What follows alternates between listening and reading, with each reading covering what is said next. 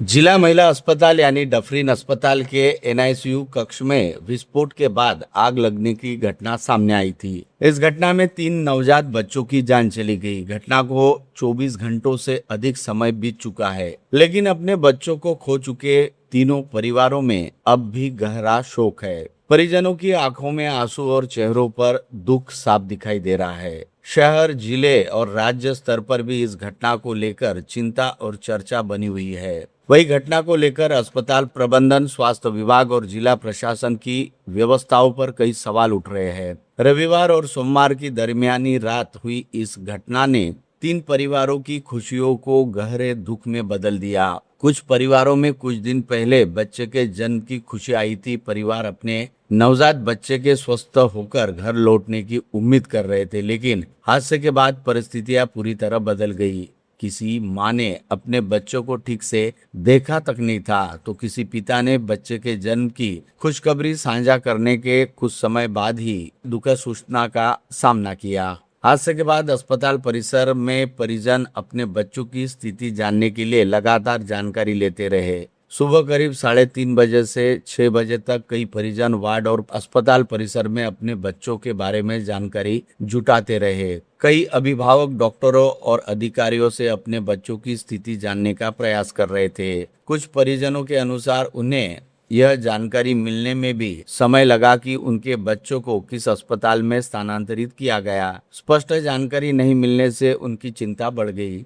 सुबह करीब 6 बजे 3 नवजातों की जान चले जाने की पुष्टि हुई। इसके बाद अस्पताल परिसर में शोक का माहौल बन गया। परिजनों के दुख और चिंता के बीच स्थिति बेहद भावुक रही। मामले की संवेदनशीलता और अस्पताल परिसर की स्थिति को देखते हुए पुलिस की तैनाती की गई। पोस्टमार्टम की प्रक्रिया के लिए तीनों नवजातों के पार्थिव एम्बुलेंस से भेजे गए। इस दौरान परिजन, अधिकारी और पुलिसकर्मी से अंतिम बार अपने बच्चों को देखने का अनुरोध करते रहे। सुरक्षा व्यवस्था के चलते एम्बुलेंस के दरवाजे बंद रखे गए। एम्बुलेंस के अस्पताल परिसर से रवाना होने के दौरान कई परिजन उनके पीछे तक पहुंचे। यह दृश्य वहां मौजूद लोगों के लिए बेहद भावुक कर देने वाला रहा।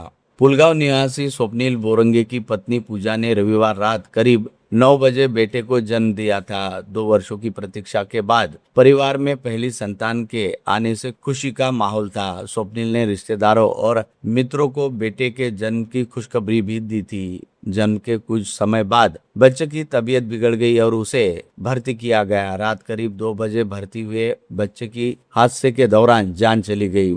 स्वप्निल ने बताया कि उसकी पत्नी ने अभी तक बच्चे को देखा भी नहीं था। उन्होंने कहा कि यह परिवार के लिए बेहद कठिन और दुखद स्थिति है। चिकलदरा तहसील के बोराला गांव की किरण बेटेकर की नवजात बच्ची भी इस हादसे में जान गंवाने वाले बच्चों में शामिल थी। 14 अगस्त को जन्मी बच्ची की तबीयत बिगड़ने के बाद 17 अगस्त को डफरीन अस्पताल में भर्ती किया गया था। परिजनों का आरोप है कि 8 दिनों तक उन्हें बच्चे से मिलने नहीं दिया। हादसे के बाद पहले उन्हें बच्चे को दूसरे अस्पताल भेजे जाने की जानकारी दी।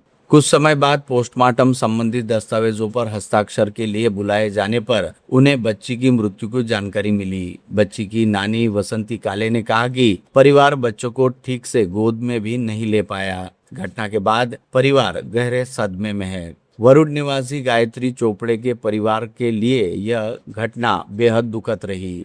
बच्चे के जन्म के समय स्थिति गंभीर होने के कारण उसे 20 अगस्त को डफरीन अस्पताल में भर्ती किया गया था और वेंटिलेटर पर रखा गया था। गायत्री स्वयं वरुण के अस्पताल में भर्ती थी और उन्होंने अभी तक अपने बेटे को नहीं देखा। परिवार को उम्मीद थी कि बच्चा स्वस्थ होकर घर लौटेगा। परिवार के अनुसार डॉक्टरों ने भी स्थिति में सुधार की जानकारी दी, लेकिन सोमवार तड़के घटना के बाद परिवार की उम्मीद टूट गई। बच्चे के पिता प्रफुल्ल चोपड़े ने कहा कि उनकी पत्नी ने अपने बेटे को खो दिया था। परिवार के अनुसार सोमवार को बच्चे को डिस्चार्ज मिलने की संभावना थी और घर में उनके स्वागत की तैयारी की जा रही थी, लेकिन सुबह आई एक फोन कॉल के बाद परिवार शोक में डूब गया। अचलपुर निवासी जय मेहरे ने बताया कि उनका नवजात बच्चा करीब 860 ग्राम वजन का था और पिछले 44 दिनों से भर्ती था।